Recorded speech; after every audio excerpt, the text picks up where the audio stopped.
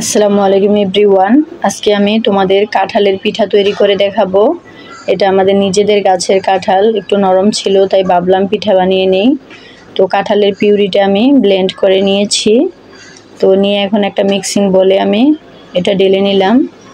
তো এখন আমি এর মধ্যে দিয়ে দিব চিনিটা অবশ্যই পরিমাণটা বুঝে দিতে হবে, যেহেতু কাঁঠালটা অনেক মিষ্টি সেহেতু আমি বেশি চিনি ইউজ করলাম না। তো দিয়ে দিব স্বাদ মতো লবণ, আর এখানে আমি দিয়ে এটা ভালো করে একটু মিক্স করে নিব। চিনিটা অবশ্যই ভালোভাবে এটাকে মিশিয়ে গলিয়ে নিতে হবে, তা না হলে দানা দানা থাকলে এটার পিঠার টেস্টটা ভালো আসবে না। তো অবশ্যই চিনিটা ভালো করে মিশিয়ে নিতে হবে।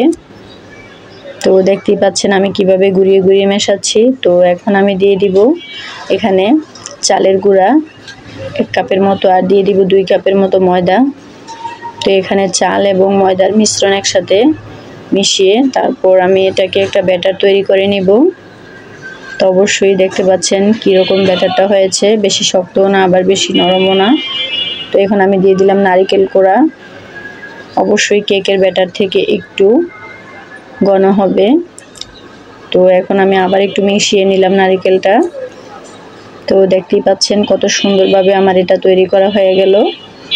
তো এখন আমি একটা প্যানে পর্যাপ্ত পরিমাণ সয়াবিন তেল দিয়েছি, পিঠাগুলো ভাজবো। তো তেলটা আমি গরম করে নিয়েছি। তেলটা প্রথমে হাই হিটে গরম করে নিতে হবে, তারপর চুলার আঁচটা মিডিয়াম করে দিতে হবে। এখন আমি এক এক করে পিঠাগুলো দিয়ে দিব গরম তেলের মধ্যে। দেখতেই পাচ্ছ কত সুন্দরভাবে আমি দিয়ে দিচ্ছি। একটা গোল শেপ করে দিয়ে দিতে পারো। তো আমার শেপগুলো বেশি সুন্দর হচ্ছে না, যেহেতু আমি এত এক্সপার্ট না। পিঠা আমি খুব কম বানাই, পিঠাও তো বেশি ভালো বানাতে পারি না। তো যেটুকু পারি চেষ্টা করি বাচ্চাদের খাওয়ানোর জন্য ওইভাবেই বানিয়ে। তো এখন একটু আমি কড়াইটা দুলিয়ে নিচ্ছি। এভাবে দুলিয়ে নিলে তেলটা এপাট ওপাট ভালোভাবে লেগে যাবে। তো এখন আমি উল্টিয়ে দিব পিঠাগুলোকে।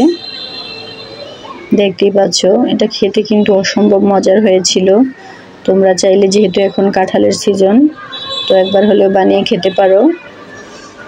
আমি গ্যারান্টি দিয়ে বলতে পারি অনেক মজার এই পিঠাটা।